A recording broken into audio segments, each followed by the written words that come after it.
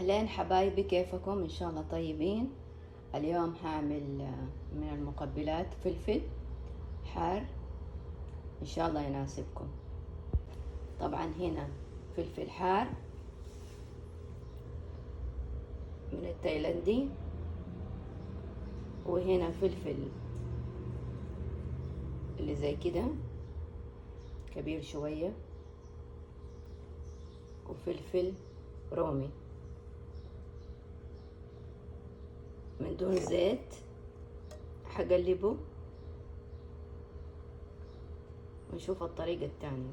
هنا راسين توم أو 3 روس توم مقشرة ومهروسة، مع 1 حبة بصل. سامعين الطشطشة؟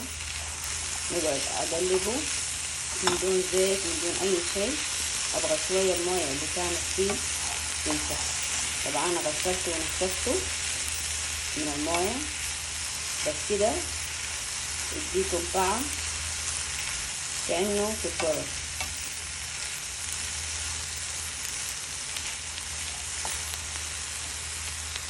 طبعا أشوحه أو أقلبه لمدة 10 دقايق، شايفين، من دون زيت، الين يبدأ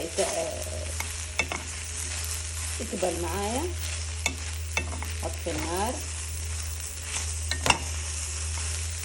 والريحة ما شاء الله تبارك الرحمن.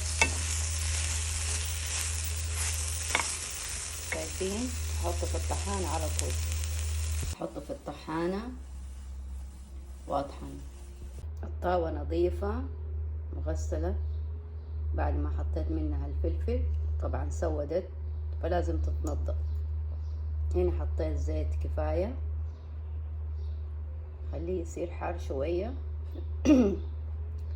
الفلفل ما شاء الله قد مفعول.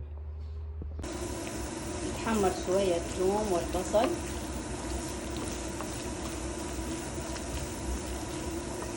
لين يدي اللون. طبعا هنا بدأ يتحمر شوية.